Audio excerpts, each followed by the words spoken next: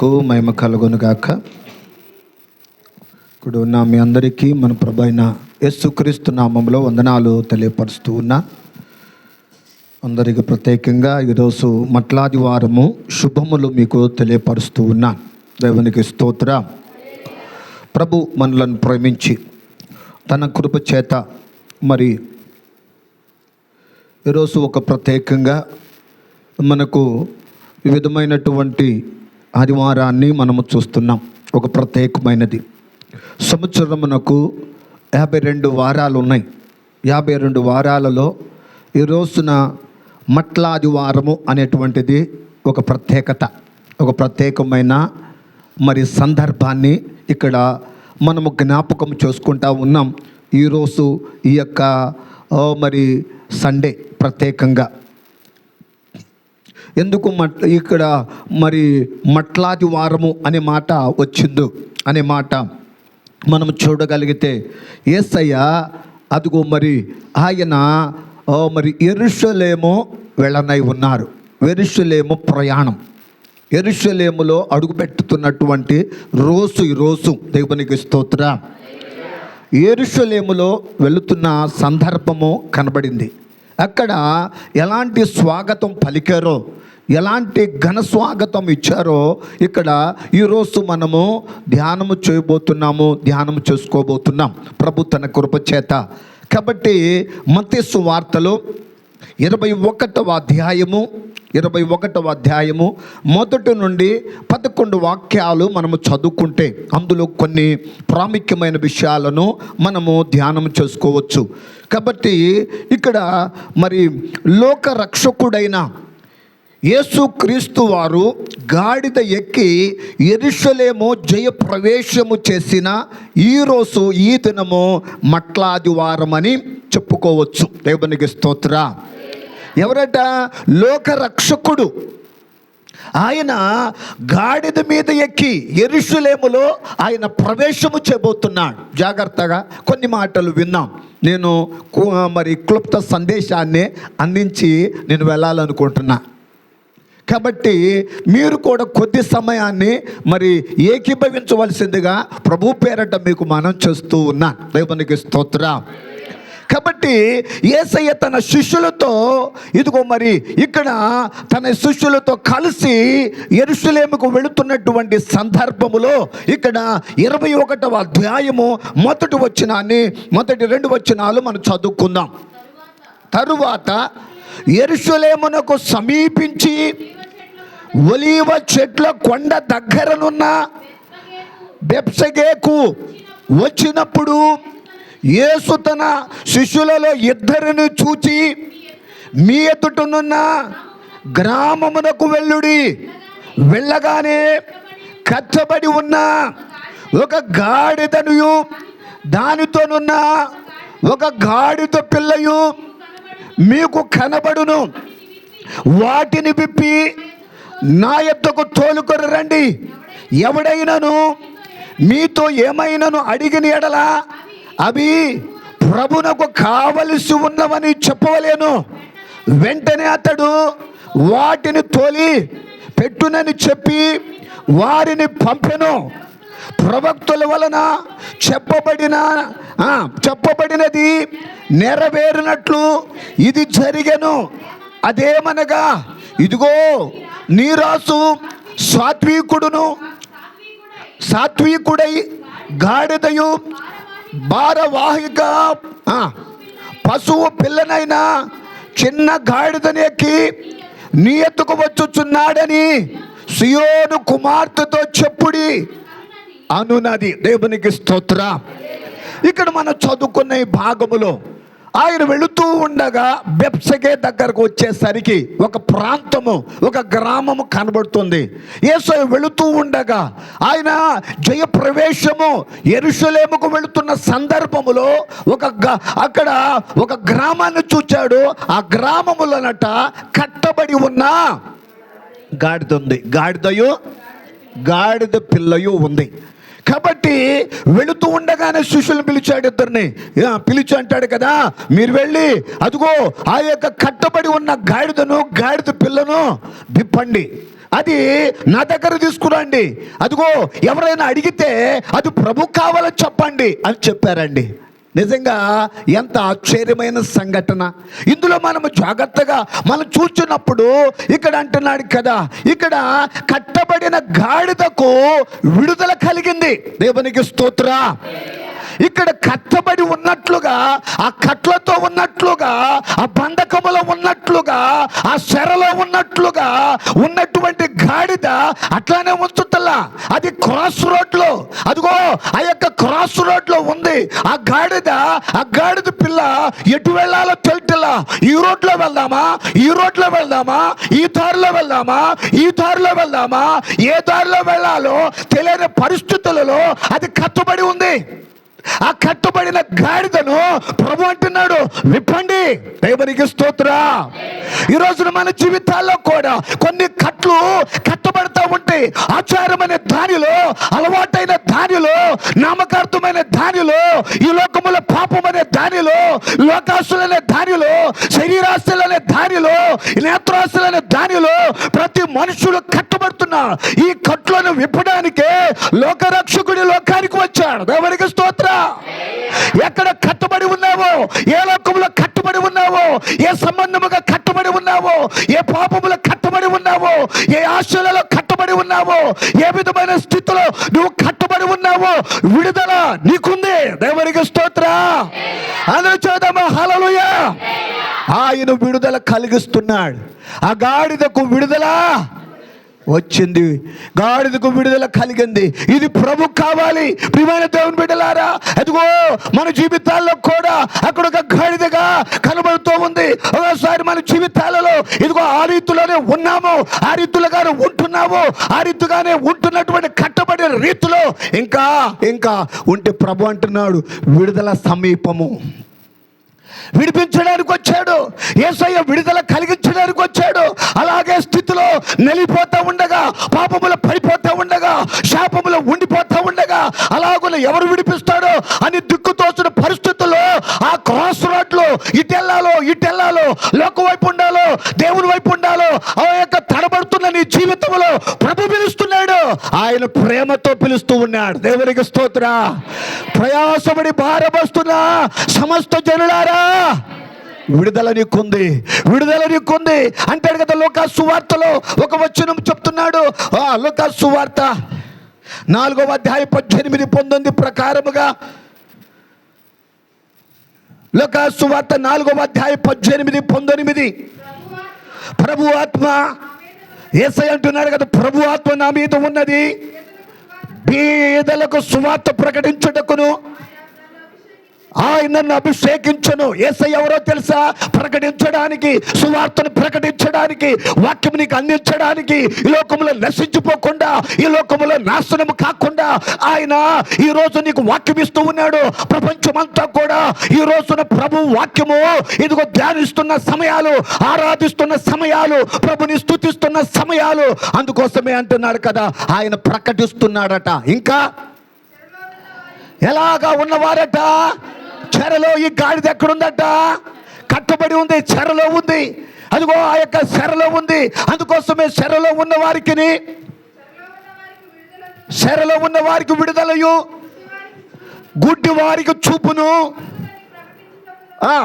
కలుగుటకు ప్రకటించుటకును, నలిగిన వారిని విడిపించుటకును, ప్రభు ఈతవచ్చరము ప్రకటించుటకును.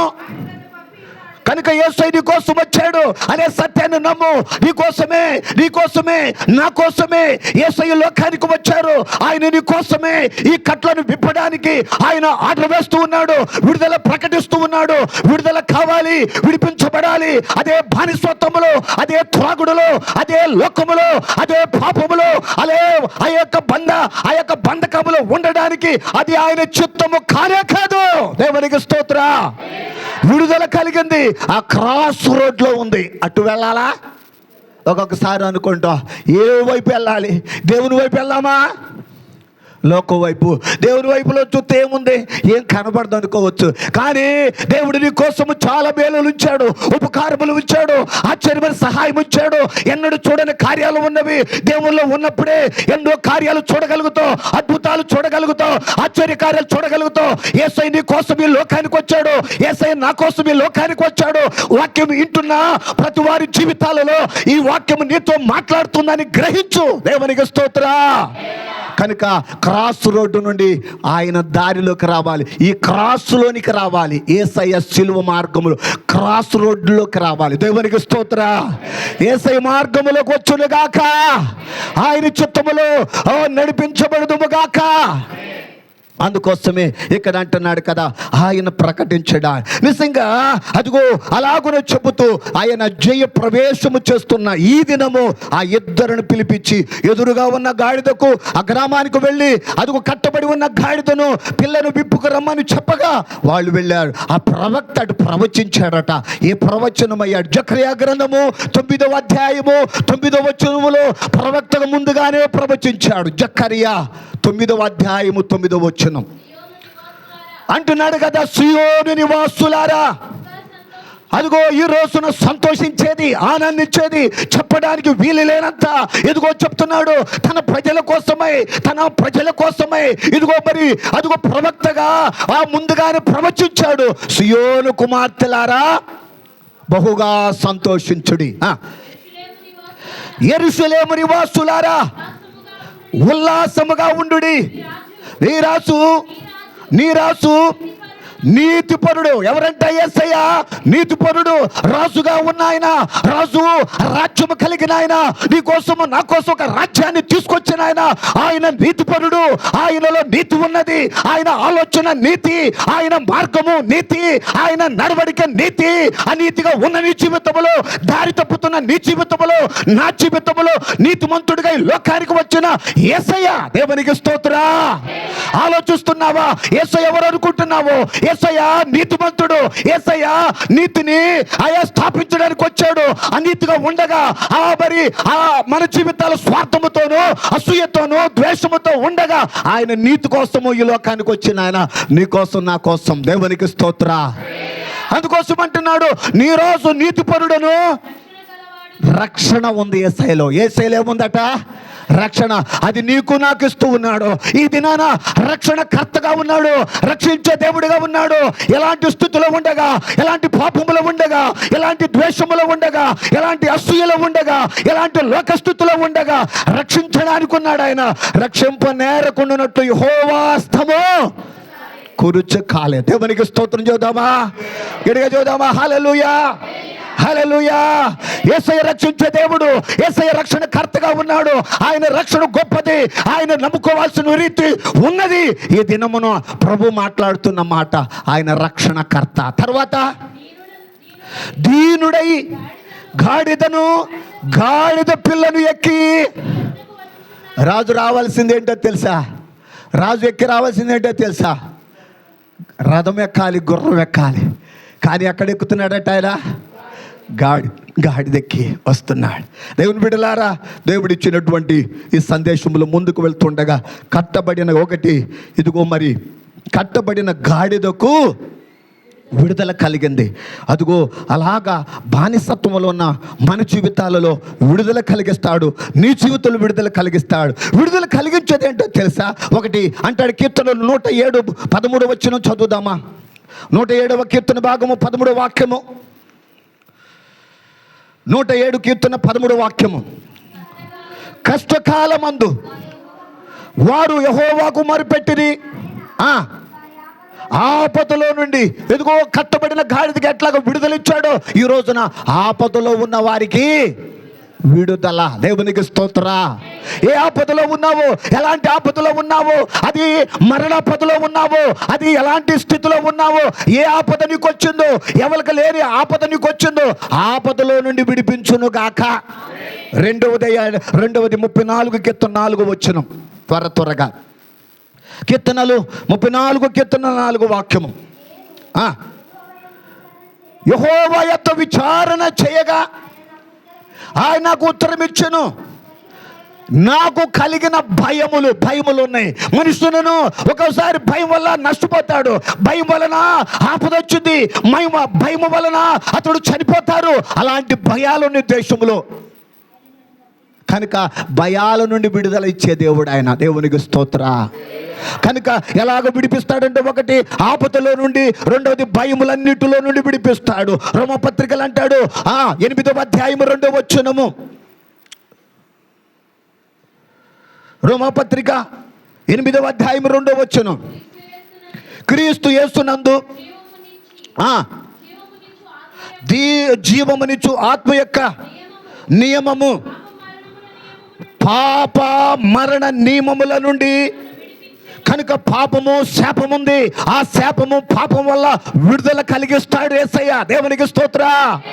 ఇప్పుడు 3 చూసాము, ఆపదల నుండి విడుదల, భయములన్నిటిలో నుండి విడుదల, పాపము, అదిగో శాపము. ఒకసారి అంట, ఏ శాపమేనండి? మా పితరులు చేసిన శాపమండి, మా పాపమని వెంటాడుతూ ఉందండి. అభివృద్ధి రాకుండా, అదిగో మేము అభివృద్ధిలో నిలబడకుండా ఈ పాపం మమ్మల్ని కూల్చేస్తుంది అంటారు. చూసారా? దానికి విడుదల ప్రభు ఇస్తూ ఉన్నాడు. దేవునికి స్తోత్ర. ఈ మట్లాదివారము జయ ప్రవేశముగా యెరూషలేములో ప్రవేశిస్తున్న యేసయ్య ఇదిగో ఈ మన జీవితాల్లో కూడా ఆయన ఇస్తున్నది అభయమేంటో తెలుసా? ఇదిగో ఆపదలను విడుదలిస్తాను, భయములన్నిటిలో విడుదలిస్తాను, ఇదిగో పాప శాపముల నుండి విడుదలిస్తాను. ఇదిగో అంటాడు. 4వది అంటాడు 71 కీర్తన 4వ వాక్యము, 71 కీర్తన 4వ వాక్యము. దేనిలో నుండి విడుదలయ్యా అంటే 71:4, నా దేవా భక్తిహీనుల చేతిలో నుండి నన్ను రక్షించము. ఎవరున్నారట మన చుట్టుపక్కల? కీడు చేయవారు. ఏదో ఒక రీతిలో కీడు పొంచుతా ఉన్నా, ఎదుగో మరి పొంచి ఉన్నది, ఏదో ఒక కీడు చేసేవారు ఉన్నారు. వారి చేతులు పడకుండా విడుదల కలిగిస్తాడు. దేవునికి స్తోత్ర. కాబట్టి ఇక్కడ 5వది చదువుకున్నాము. ఏబు గ్రంథము 5వ అధ్యాయం 19వ వచనాన్ని చదువుకున్నాం. 5వ అధ్యాయం 19వ వాక్యం. 6 బాధలలో నుండి నిన్ను విడిపించును, 7 బాధలు కలిగినను ఏ కీడును తగలదు. మొత్తం ఎన్నయ్యా మనం చదువుకుందామంటే 5 అంటాడు. లాస్ట్ది 6వది 5వ మాట ఏమన్నాడట? 6 బాధలు ఉన్నాయంట. ఎన్ని బాధలు అంట? 6 బాధలు అంట. ఏ భక్తునికి వచ్చిన బాధలు 6, నీకు నాకు వచ్చిన బాధలు. గతంలో చెప్పాను. ఒక ఆమంది అంట, ఏబుకు కూడా నాకు ఇన్ని కష్టాలు, ఏబుకు ఇన్ని ఉండవయ్యా అన్నంట. ఎందుకని? ఆమెకున్నది ఏంటంటే 6 కాదట, 7 కూడా కాదట, ఇంకా ఎక్స్ట్రా ఒకటి ఏంటంటే, ఏబుకు అప్పులు లేవు కదా, నాకు అప్పులు ఉన్నాయండి. అయినా కానంట ఎన్ని ఉన్నా కానీ విడుదల ఉన్నది. దేవునికి స్తోత్ర. కాబట్టి ఒకటి విజయ ప్రవేశములో ఇదిగో యేసయ్య వెళుతున్నటువంటి యెరూషలేములో అదిగో కట్టబడిన గాడిదకు విడుదల. ఎక్కడుందంట అది? ఆ గాడిద క్రాస్ రోడ్లో. అటు వెళ్దామా అంటే ప్రభు అన్నాడు కదా, విడిపించి ఆయన దారిలో, ఆయన మార్గములో నడిపించారు ఆ గాడిద అంటే ఎవరు? దీనుడా, నువ్వు నేనే. ఒక ఆయన ప్రసంగం చేస్తా, మాకు అర్థం కావాలంటే చెప్పాల్సిందే. ఒక ఆయన ప్రసంగం చేస్తున్నాడట. ఆయన హల్లెలూయా చెప్పడం, లేకపోతే ఆయన ప్రసంగం దగ్గర ఇదిగో మరి డ్రమ్ములు అవన్నీ ఉండవు, అట్లాంటి ఆయన చేస్తా ఉన్నట. కానీ ఒక ఆమె అంట ప్రభువును రమ్ముకొని దేవుని యొక్క ఆత్మ కలిగిన ముసలామ, చాలా పెద్ద ఆమె ఎదురే కూర్చుందంట. యేసయ్య ఎలా చేశాడు, యేసయ్య మరణించాడంటే హల్లెలూయా స్తోత్రం అంటుందట. అంటే ఈయన ప్రసంగం అంతా బ్రేక్ పడుతుంది. ఎందుకంటే ఈయనకి అది పడదు కదా. అందుకోసమే 2 పెద్దవాళ్ళని పిలిపించి, అక్కడ సభ పెట్టి వాళ్ళలో పెద్దవాళ్ళని పిలిపించి పాస్టర్ గారికి చెప్పించి, చెవులో ఇదిగో ఈమెను తీసుకుని వెళ్ళి దూరంలో అక్కడ పెట్టండి అయ్యా, నాకు ఎదురు ఈమె నన్ను పద్దాక ఎదుగో మరి ప్రసంగం ముందు బాకోకుండా ఆపేస్తుంది, హల్లెలూయా అంటుంది, స్తోత్రం అంటుంది అని అంటే వాళ్ళు వచ్చమ్మా చెవుల దగ్గరికి వచ్చి వెనక్కంట రమ్మంటే, నేను ఎక్కడ కూర్చుంటా, హల్లెలూయా అంటుందంట. అయితే మళ్ళీ కాసేపు ఉన్న తర్వాత ఇంకొక వాక్యం తీసుకున్న తర్వాత అందులో ప్రసంగం బాగా జోరుగా ఉంటే హల్లెలూయా అంటుందంట.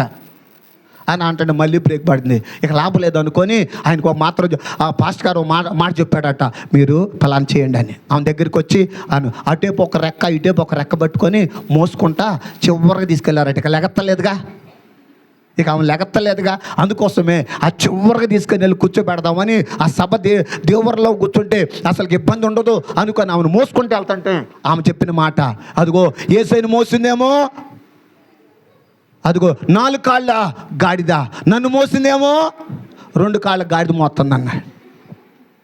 అయినా దేవునికి స్తోత్రం అంటుందంట. అయినా ఆఖరి వరకు కూడా స్తోత్రం మాత్రం ఆగలా. అక్కడేమో 4 కాళ్ళ గాడిదకు మోస్తే నన్నేమో 2 కాళ్ళ గాడిదలు మోస్తున్నాయి అన్నంట. అంటే మన జీవితాల్లో అంటే గాడిద అంటే మన అనుభవం కనబడిద్ది, మన జీవితం కనబడిద్ది.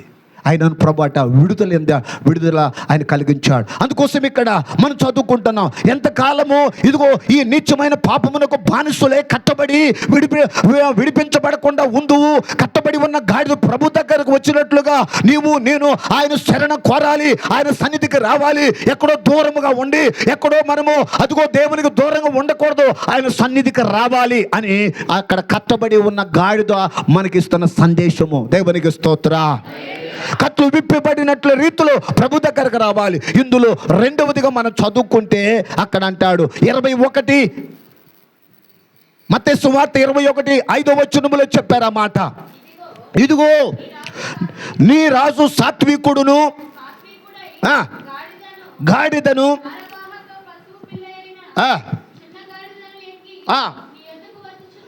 నీ ఎద్దుకు వచ్చుచున్నాడని. దేవునికి స్తోత్ర. రెండవది సాత్వికుడును దీనుడై ఉన్న యేసయ్య. యేసయ్య ఎట్లా వస్తున్నాడు మన దగ్గరికి? ఇదిగో ఒక ఎమ్మెల్యే వచ్చారంటే ఎట్లా వస్తారు, ఒక ఎంపీ వస్తున్నారంటే ఎట్లా వస్తారు, ఒక ప్రధానమంత్రి వస్తున్నారంటే ఎట్లా వస్తాడు, ఒక ముఖ్యమంత్రి గారు వస్తున్నారంటే ఎట్లా వస్తారు అండి? ఏం పర్వాలేదండి అట్లా వంగి పెడతారా?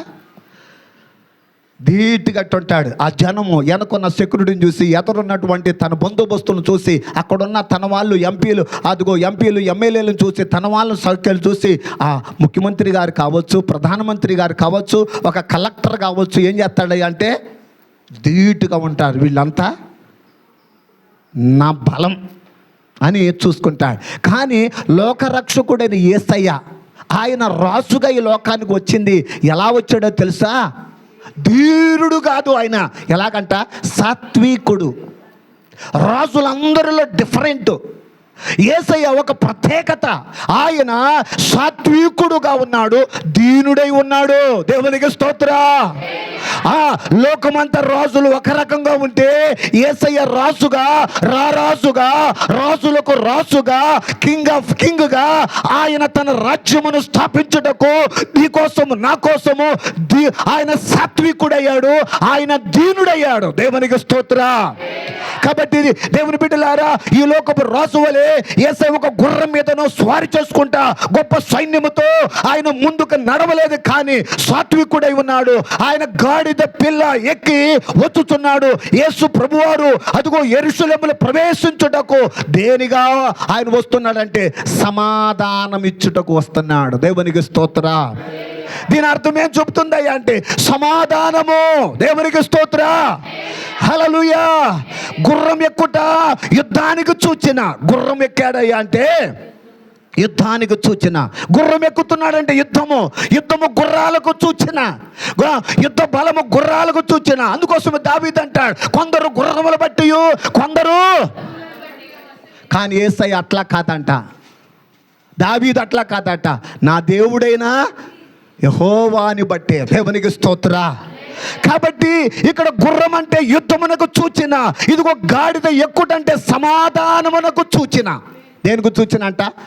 సమాధానమునకు సూచన. కాబట్టి ఇక్కడ మనము క్రీస్తు పుట్టుకలో ఈ లోక జీవితంలో పరిచర్యలంతటిలో కూడా దీనత్వాన్ని చూపించగలము. అదిగో లోక సువార్త 2వ అధ్యాయము 11-12 వచనాలు చదువుకుంటే,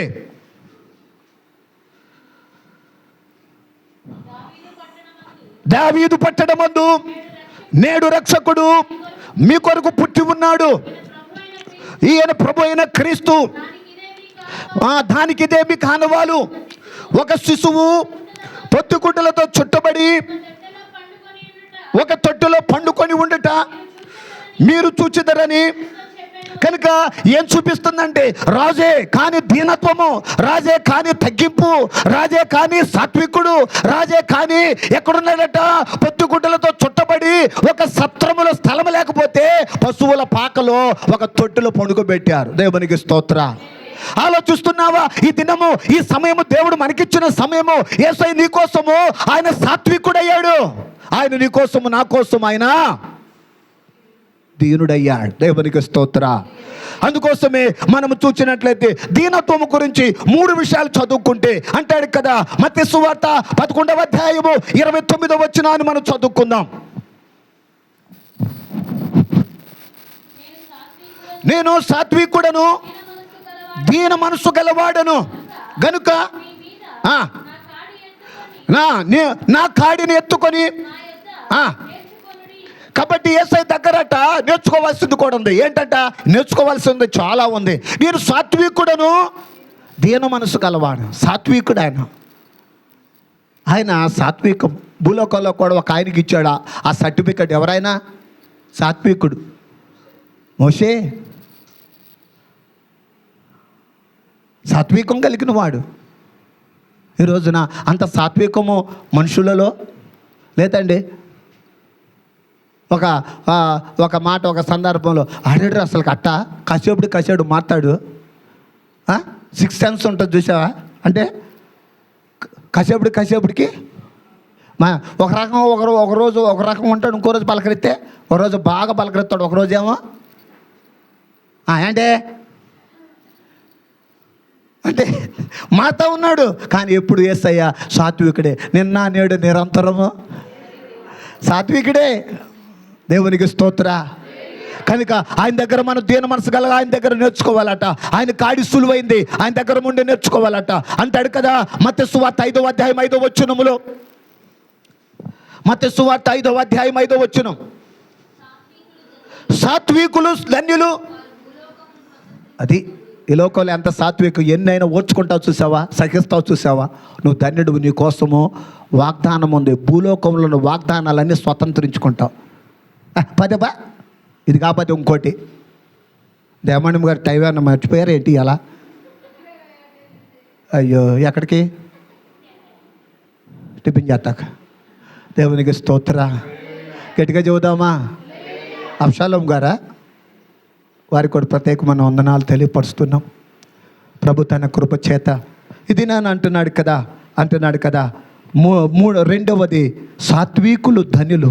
ధన్యత గురించి మాట్లాడతా ఎవరు ధన్యులు అని చెప్పుకుంటా ఈరోజు నా యేసయ్య చెప్పుతున్న మాట, సాత్వికులు ధన్యులు, వారు భూలోకమును. అది సాత్వికం. గాంధీజీ ఎవరు? గాంధీ తాత. గాంధీజీ గారు ఏ సిద్ధాంతాన్ని తీసుకొచ్చారు తెలుసా? జాతిపిత సాత్వికమే. ఈ ధన్యతలు చదివిన తర్వాత ఆయనకి ఒకటే అర్థమైంది, సాత్వికులు ధన్యులు, వారి భూలోకాన్ని. ఈ మాట తీసుకొని స్వతంత్రం కోసం యోధుడుగా పోరాడి మన ఇండియాకి అదిగో స్వతంత్ర వీరులలో ఒక్కనిగా ఉన్నారు. దేవునికి స్తోత్ర. ఎందుకంటే సాత్వికంతోనే సాధించేదా, యుద్ధాలతో కాకుండా, ఆ కత్తులతో కాకుండా, ఇదిగో ఖడ్గాలతో కాకుండా, ఇదిగో బలముగా పోరాడే సైన్యముతో కాకుండా, ఇదిగో సాత్వికంతో కూడా గెలవచ్చా అని ఎంచుకొని వెళ్ళినటువంటి గాంధీ పితాచి. దేవునికి స్తోత్ర. అందుకోసం ప్రతి రూపాయలు, ప్రతి 10 రూపాయల్లో, 20 రూపాయల్లో, 100 రూపాయల్లో, ఇంకా 50 రూపాయల్లో, తర్వాత ఇక అన్నిటిలో కూడా గాంధీజీయే. దేవునికి స్తోత్రం. సాత్వికములో ఉన్నప్పుడు అంత పేరు, అంత ప్రతిష్టత వచ్చింది. కనుక సాత్వికులు ధన్యులు, వారు భూలోకమును. కాబట్టి మూడవది ఇందులో మనం చదువుకుంటే ఏబు గ్రంథం 5వ అధ్యాయం 11వ వచనం. ఏబు గ్రంథం 5వ అధ్యాయం 11వ వచనం. అట్లు ఆయన దీనులను ఉన్నత స్థలములో నివసించుదురు. దేవునికి స్తోత్ర. దీనులు అట్లానే ఉండరు, అదే స్థితిలో ఉండరు, అదే బాధలలో ఉండరు, అదే కష్టాలలో ఉండరు, అదే కన్నీటిలో ఉండరు, అదే వేదనలో ఉండరు, అదే దుఃఖంలో ఉండరు. నా జీవితం అంతా కోల్పోయిందని అక్కడే వారు నశించిపోరు. వారిని పట్టుకుంటాడట. వారిని పట్టుకొని వారిని పైకి తీసి ఉన్నత స్థలములోనికి ఎక్కిస్తాడట. చప్పలు కొట్టి ప్రభు నామాన్ని కనపడతామా? యేసయ్య ఇచ్చిన సాత్వికములో, ఆయన దీనత్వములో ఉన్నటువంటి అనుభవం ఏంటో తెలుసా? దీనులను ఆయన ఉన్నత స్థలములోనికి తీసుకెళ్తాడు. ఉన్న స్థితిని మారుస్తాడు, ఉన్న పరిస్థితులు మార్చేస్తాడు, ఉన్న జీవితాలను మార్చేస్తాడు, ఉన్న కుటుంబాలు మార్చేస్తాడు. గత కాలం ఇలాగా ఉండగా, గత దినాలు ఇలాగా ఉండగా, గత కాలంలో ఏమీ లేని స్థితిలో ఉండగా, అన్ని పోగొట్టుకునే స్థితిలో ఉండగా, అన్ని కోల్పోయిన పరిస్థితుల్లో ఉండగా, పాపం వలన అంత స్థితి కోల్పోయి ఉండగా, అలాంటి స్థితిలో నుండి పైకి తీసి ఉన్నత స్థలం మీద ఎక్కించేదే యేసయ్య, ఆయన యొక్క కార్యాలు. దేవునికి స్తోత్ర. కాబట్టి ఇక్కడ యేసయ్య రెండోది మనం చదువుకున్నాం. ఆయన సాత్వికుడును దీనుడై ఉన్నాడు. ఆయన మరి గుర్రం మీద కాకుండా గాడిద మీద రావడానికి కారణం ఏంటట? సమాధానం ఇవ్వడానికి. లోకములో సమాధానం లేదు.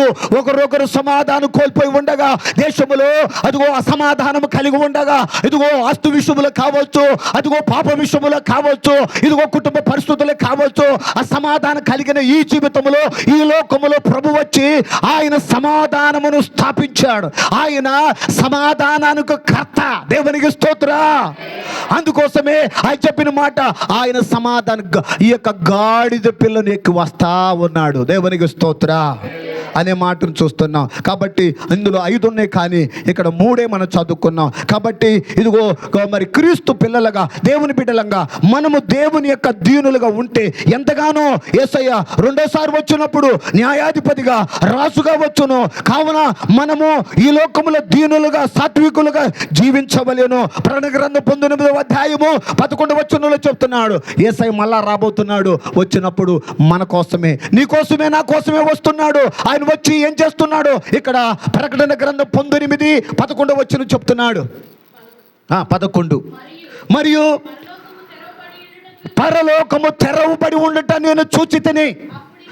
అప్పుడు ఇదిగో ఏ గుర్రము కనబడిందంటే అక్కడ తెల్లని గుర్రం ఒకటి కనబడెను. దాని మీద కూర్చొని ఉన్నవాడు ఎవరట? నమ్మకమైన వాడును, సత్యవంతుడును, అను నామము గలవాడు. ఆయన నీతిని బట్టి విమర్శ చేయొచ్చు. దేవునికి స్తోత్ర. తెల్లటి గాడిద గుర్రం మీద కూర్చున్న ఆయన ఎవరైతే ప్రభు అయిన యేసయ్య, ఆయన ఒక నామాన్ని పెట్టుకొని ఉన్నాడు.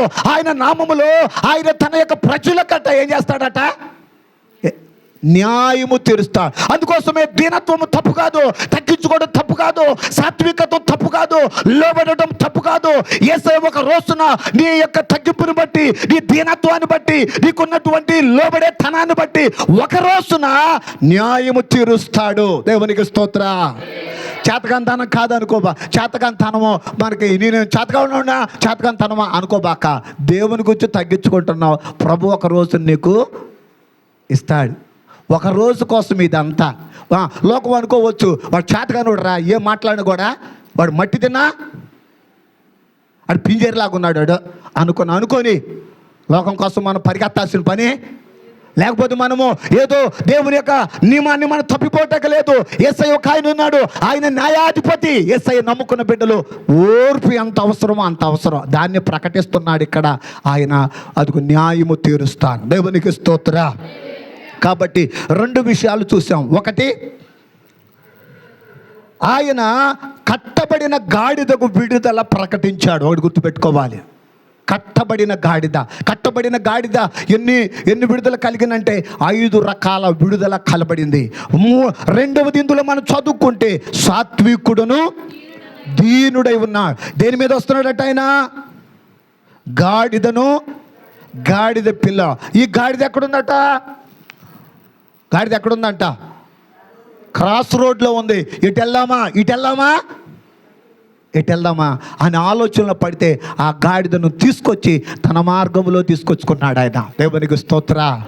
నిన్ను నన్ను కూడా అలాగే తన మార్గములో అటు వెళ్తే ప్రయోజనము లేదు. అది నశింపు చేసే మార్గం, అది నష్టము చేసే మార్గం, అది ఆపదలో పడివేసే మార్గం, అది పాతాళమైన అది నాశనమైన మార్గం, అది తప్పించడానికి యేసయ్య వచ్చి విడిపించి తన మార్గంలో తీసుకున్నాడు. అందుకోసమే ఇక్కడ సాత్వికుడు దీనుడు అని చెప్తున్నాడు. సాత్వికుల గురించి 3 విషయాలు. సాత్వికులు దీన మనసు గలవాడు యేసయ్య, సాత్వికులు ధన్యులని చెప్పారు, దీనులు ఉన్నత స్థలములో అదిగో ఆయన ఉంచుతాడని మనం చదువుకున్నాం. అలాగే ఇక్కడ మనం మరలా మరి 3వ పాయింట్లోకి మనం వెళ్తే, అలాగ భాగములు ముందుకు వెళ్తే అంటున్నాడు కదా 21 మత్తయి సువార్త 21 6-7 వచనాలు చదువుకున్నామా?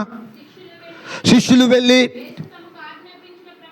యేసు తనకు ఆజ్ఞాపించిన ప్రకారము చేసి ఆ గాడిదను పిల్లను తోడుకొని వచ్చి వాటి మీద తమ బట్టలు వేయగా బట్టల మీద కూర్చొని ఉండెను. దేవునికి స్తోత్రం. ఇక్కడ శిష్యులు వెళ్ళి యేసయ్య వారికి ఆజ్ఞాపించిన ప్రకారముగా ఆ గాడిదను దాని పిల్లను తోలుకొని వచ్చి వాటి మీద బట్టలు వేయగా ఆయన బట్టల మీద కూర్చొని ఉన్నాం. అలాగే ఇక్కడ దేవుని బిడ్డలారా, ఇక్కడ ఆజ్ఞకు లోబడినటువంటి శిష్యులు, అది దేనికి లోబడాలట? ఆజ్ఞకు లోబడాలి. లెక్క అయితే టైం ఏంటంతా మనకి 9:19 నిమిషాలు అయింది నా దగ్గర. ఇప్పుడు క్లోజింగ్ టైం. కానీ ఆజ్ఞకు మీరు లోబడాల. టైం టు టైం అంటే టైం టు టైమే మన దగ్గర. దానికి ఇంకా వేలే నువ్వు ఎన్నన్నా పెట్టుకోవాలి. పొద్దున్నే లేవాలి, మీరు పొద్దున్నే లేచి చేసుకోవాలి. నా టైం ఏంటంటే టైం టు టైమే. కాబట్టి ఇప్పుడు మిమ్మల్ని ఏమో అంటలేదు కాబట్టి ఇవాళ మట్లాదివారం కాబట్టి వదిలేస్తున్నా. ఎందుకయ్యా అంటే నేను చెప్పే ఒకటే మాట, టైం అంటే టైం తప్పితే మాత్రం నేను ఊరుకోను. నాకు అతనికి ఇష్టమే ఉండదు. నేను టయానికి ఎక్కడో ఆపదలో ఉంటే తప్పదేమో కానీ రైట్ టైంలో నేను ఉండాలని కోరుకుంటా. ఇదే నేను పాటిస్తున్నా, మీకు నేర్పిస్తున్నా. అది అంతేగాని ఈ మిగతాయి పెట్టుకోవచ్చు, ఏదైనా పెట్టుకోవచ్చు, తప్పు లేదు. మీరు చేసిన పరిచయం అంతా కరెక్టే. కానీ కనబడినప్పుడు వట్టి అక్కడ వట్టి ఏంటయ్యే మట్టలు కనపడదు, దాని పువ్వులు లేవు. అదొక్కటి రావటంలోనే. రెండోది ఏం కనపడింది, జనం 10 మంది ఇక్కడ ఉండొచ్చు, దాన్ని ప్లాన్ చేసుకోవాలి. ఇక్కడ 10 మంది, అక్కడ 10 మంది, లేకపోతే అక్కడిద్దరు పెట్టుకుంటే సక్సెస్ అయింది. మనం చేసుకునే దాంట్లోనే తిప్పొచ్చు అన్నిటిని కూడా. దేవునికి స్తోత్ర. మనకిచ్చిన ఈ చిన్న పరిచర్యలో ప్రథమ స్థానం దేవునికి ఇవ్వాలి. నెక్స్ట్ మిగతాదంతా ఇవ్వాలి. ప్రథమ దేవునికే ఇవ్వాలి, అంతే. నాకు కాదు, ఇంకొకళ్ళకి కాదు, ప్రభుకి ఇవ్వాలి. నేనెంత నువ్వెంత. మనము దేవుని దృష్టిలో అసలుకే చిన్న వాడుకుంటూ వాడబడతాం, లేకపోతే పెళ్ళిలో పక్కన పడేసిన రాజభవన్ లాగా పక్కన పడేసి ఉంటాం. కానీ ప్రథమ స్థానము యేసయ్య. ఆజ్ఞకు లోబడాలి మనం. ఆజ్ఞకు శిష్యులు అన్నారు కదా, అయ్యా మనకి కాదు కదా అయ్యే. ఆ ఊర్లోకి వెళ్తే ఆ ఇంటి దగ్గర ఇప్పితే వాళ్ళు ఏమన్నా అంటారేమో. నేను వెళ్ళలేనయ్యా అలా. ఆజ్ఞకు లోబడ్డారు, అడిగారు. వాళ్ళకి వచ్చి ఆలోచన ముందుగానే చెప్పాడు యేసయ్య. అది ఇప్పుతున్నప్పుడు ఆ ఇంటి యజమాని వస్తాడు, ఎవరి కోసం ఇప్పుతున్నారు అని అంటారు, ఎందుకు ఇప్పుతున్నారు అంటారు. అన్నప్పుడు ఆ గాడిద ఇప్పేసరికి అది అంతే. మీరేమంటారో తెలుసా, ఇది ప్రభు కావాలని చెప్పండి. ప్రభు కావాలయ్యా అంటే వదిలిపెట్టేస్తారు, విడిచిపెడతారు. దేవునికి స్తోత్ర అనే మాట చెప్పాడు. ఆజ్ఞకు లోబడినటువంటి రీతి. కాబట్టి ఆజ్ఞకు లోబడితే ఏం జరిగిద్దయ్యా అంటే 3 విషయాలు చదువుకుందాం ఇందులో. దేవుని బిడ్డలారా, నిర్గమకాండం 15వ అధ్యాయము 26వ వచనం. త్వరగా 10 నిమిషాల్లో క్లోజింగ్ వచ్చేస్తాయి. మీ దేవుడని యెహోవా శ్రద్ధగా విని ఆయన దృష్టికి న్యాయమైనదిగా చేసి ఆయన ఆజ్ఞలకు విధేయులై నడిచిన ఎడల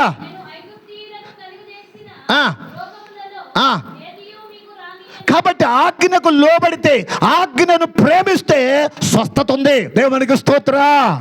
ఆజ్ఞ ఐగుప్తీయులలో కలిగినటువంటి రోగాలు ఉన్నాయి, వ్యాధులు ఉన్నాయి, సమస్యలు ఉన్నాయి. అవి రాకుండా నేను కాపాడతా. దేవునికి స్తోత్ర.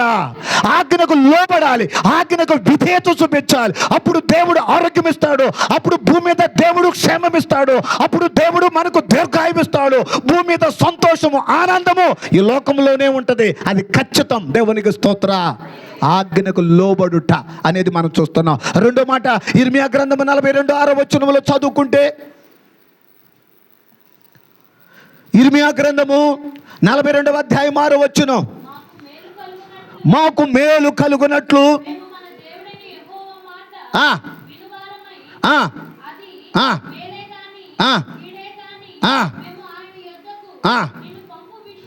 చాలండి. ఎప్పుడైతే దేవుని యొక్క మాట వింటామో మేలు చేస్తాడు. గుర్తుపెట్టుకోవాలి. ఆజ్ఞకు లోబడితే ఏం కలిగిద్దట?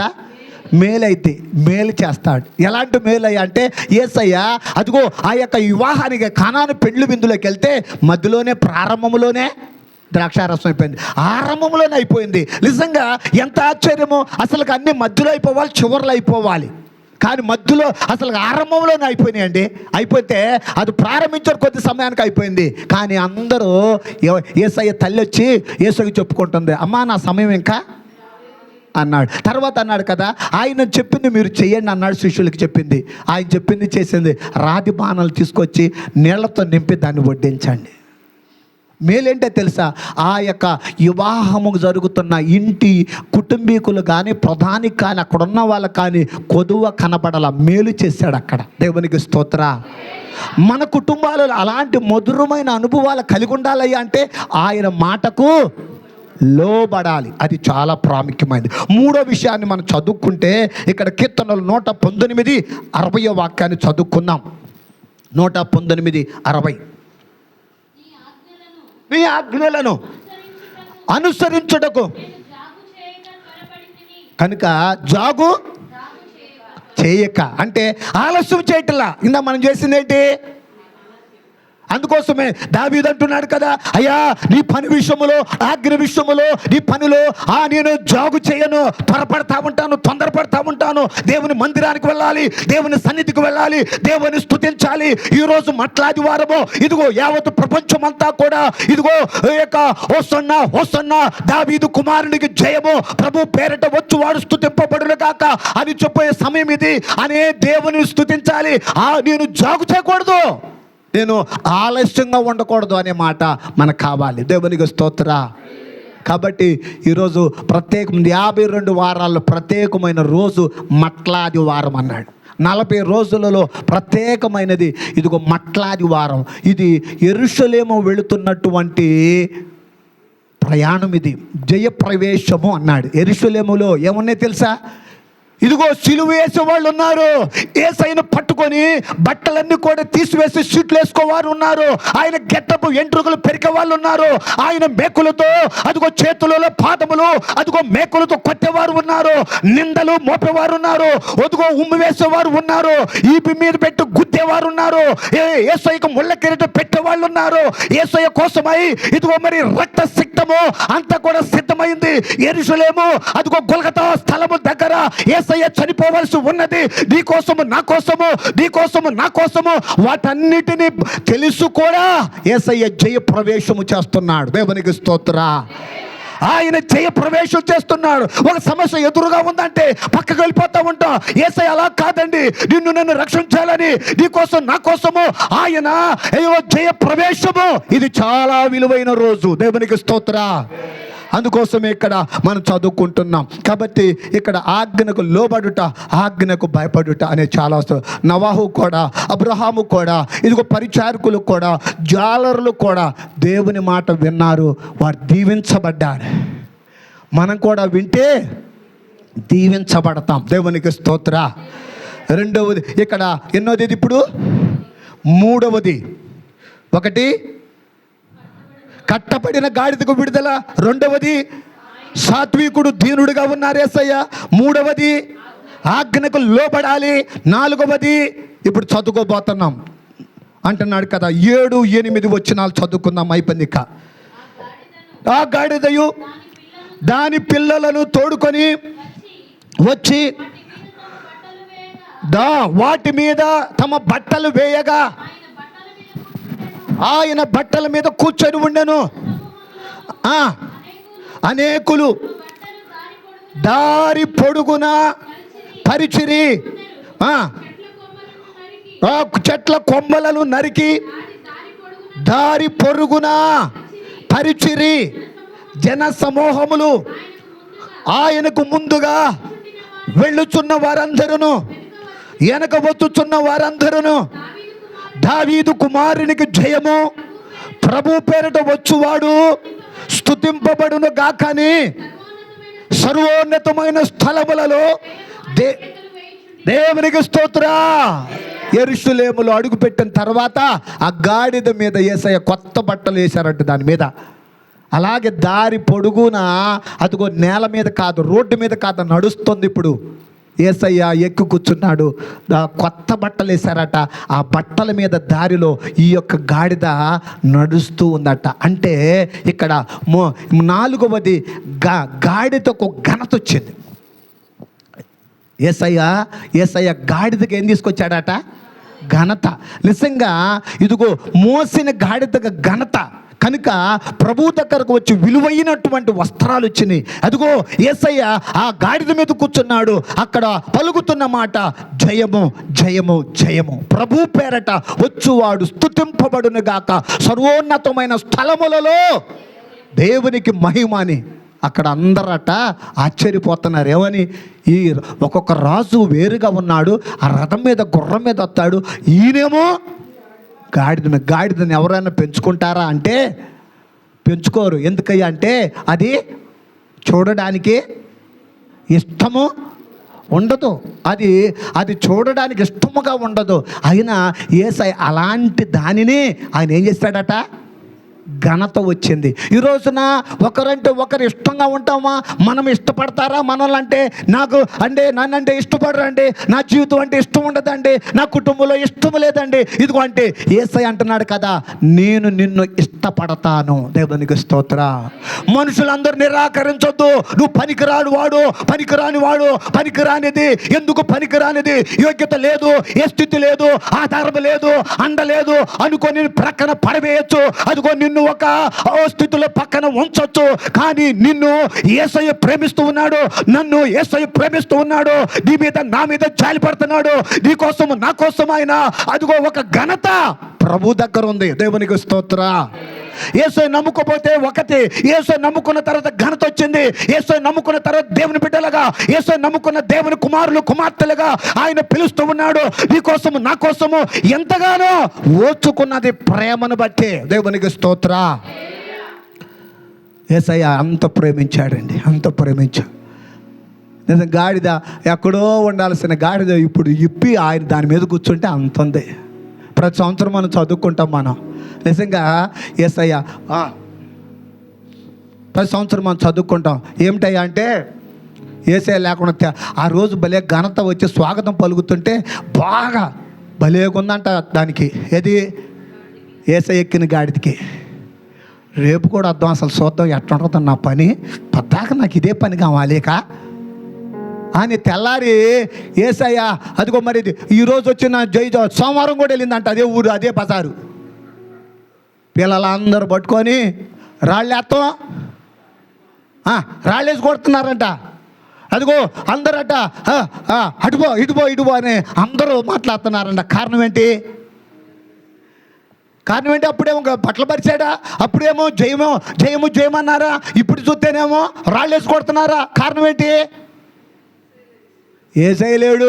యేసయ్య లేకుండా మనం ఎన్ని బట్టలు వేసుకున్నా, యేసయ్య లేకుండా ఎంత ఉన్నా, యేసయ్య లేకుండా ఎంత కలిగి ఉన్నా అది అందుకు పనిరాదు. అది ఘనత లేదు. ఇక దేవుల్లో చిన్న పని చేసిన ఘనత ఎక్కడొస్తుంది అంటే దేవునిలోనే. గిన్నెడు సన్నీళ్ళు అన్నాడు, అది ఘనతగా మార్చేది, ఆశీర్వాదంగా మార్చేది. నువ్వు చేసే పరిచర్య, నేను చేసే పరిచర్య, సంఘం కోసం పరిచర్య, ప్రతి వారు అందరు చేస్తున్న పరిచర్య అది ఘనంగా ఎంచడానికి ప్రభునామమును బట్టే. దేవునికి స్తోత్ర. అయిపోయింది. ఇక్కడ అంటాడు కదా సామెతల గ్రంథం 26:1 లాస్ట్ మాట.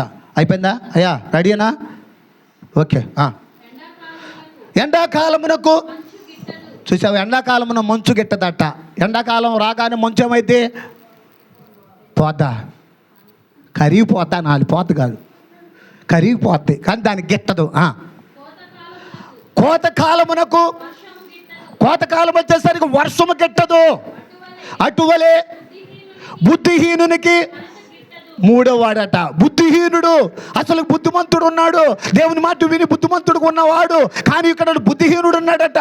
దేవుడు అంటే, సంఘం అంటే, సేవకుడు అంటే, సంఘం అంటే అది గిట్టనటువంటి వ్యక్తి అట బుద్ధిహీనుడు. వాడికి అటు ఏం గిట్టదంట, ఘనత గిట్టద. రండండి పత్తబా,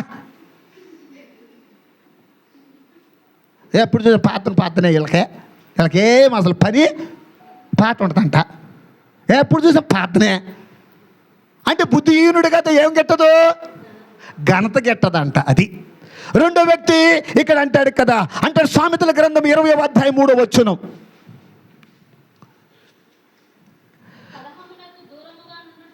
కలహమునకు దూరముగా ఉండుట.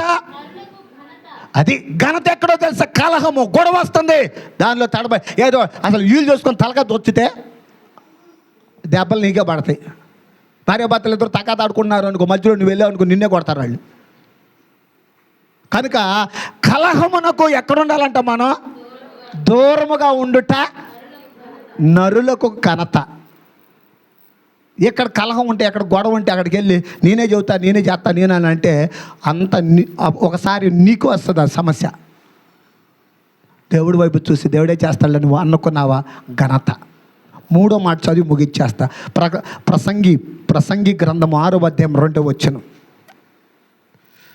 ప్రసంగి గ్రంథము 6వ అధ్యాయం 2వ వచనం. ఏమనగా దేవుడు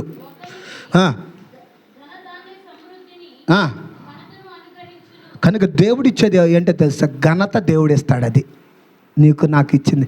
నేను ఎవరు వండి అసలు లెక్క అయితే ఏ పార్టీ వాళ్ళు వండి, మనకి ఎంత ఘనత ఇచ్చాడంటే ఏంటి, మనకి ఈ స్థితి ఇచ్చాడంటే ఏంటి, ఈ స్థానం ఇచ్చాడంటే ఏంటి మనకు తెలియదు. దేవుని బిడ్డలుగా పిలుస్తున్నాడు కాబట్టి ఘనత ఇచ్చువాడు దేవుడు. అయిపోయింది ఇక ప్రసంగంలో. కాబట్టి అక్కడ ఆ జనులందరూ 9వ వచనంలో 11వ వచనంలో చదువుకుంటే, ఇందాక మనం చదువుకున్న 11వ వాక్యం, జన సమూహము ఈయన గలిలయలోని కనుక ఈయన ఎవరో అనుకున్నారట. యెరూషలేములో ఇంత ఘనత వచ్చినట్టుగా లేదు, ఆ చరిత్ర లేదు. ఒకే ఒక చరిత్ర, యేసయ్యదే. దేవునికి స్తోత్ర.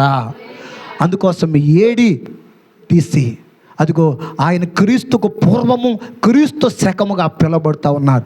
యేసయ్యలో అంత చరిత్ర. ఈ దినమున ఆయనలో మట్లాది వారం జయ జీవితం ప్రవహిస్తాడు. ఇప్పుడు మనకు కొన్ని పరిస్థితులు అనుకూలత లేకపోవచ్చు, నా జీవితంలో మార్చి దేవుడు సహాయం చేస్తాడు. ఇట్టి విధముగా దేవుడు సహాయము చేయునుగాక. దేవుడి మాటలు ప్రభు మన వినికిడులో దేవుడు దీవించి ఆశీర్వదించునుగాక. ఆమేన్.